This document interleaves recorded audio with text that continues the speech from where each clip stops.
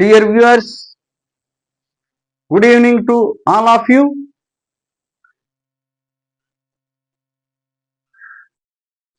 Today we are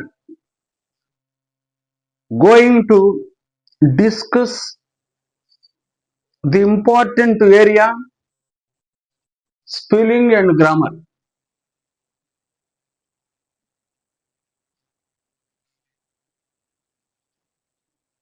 Taking one word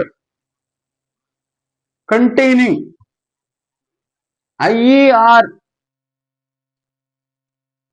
EA, IE versus EA, I would like to dive into details of this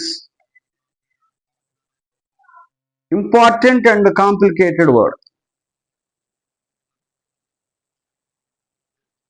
ఈ అనే శబ్దం ఇచ్చు అనే సౌండ్నిచ్చేటువంటి IE లేక EI అనే ఒక కాన్సెప్ట్ మనం డిస్కస్ చేస్తున్నాం.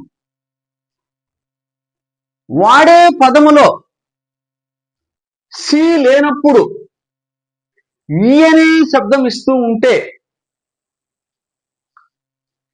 అప్పుడు ఐఈ అని వాడతాం. ఫ్రెండ్స్, బిలీఫ్ ఇవన్నీ కూడా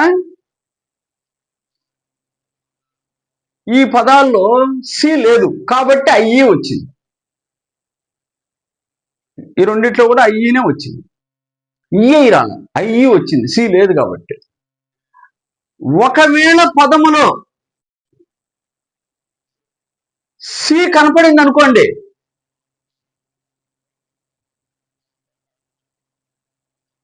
ఐఈ కాకుండా ఈఐని వాడాలి. అంటే కామన్ గా ఉండే ఐఈ బదులు ఇది రివర్స్ అయ్యి ఈఐగా వస్తుంది. ఆ సి అనేది ఇక్కడ ప్రాణం, గుర్తుపెట్టుకోవాలి. చూడండి, రిసీవ్ సి వచ్చిన అందువల్ల ఈఐ, డిసీవ్ సి వచ్చిన ఈఐ, సీలింగ్ సి వచ్చిన ఆ సౌండ్ సి వస్తున్నా సీలింగ్ ఈఐ, కన్సీవ్ ఇది కూడా అంతే, సి వచ్చిన ఈఐ, పర్సీవ్ అంటే గ్రహించడం, పైదేమో థింక్ చేయటం, సి వచ్చిన ఈఐ. ఇది ప్రధానమైన రూల్ అంటారు దీన్ని.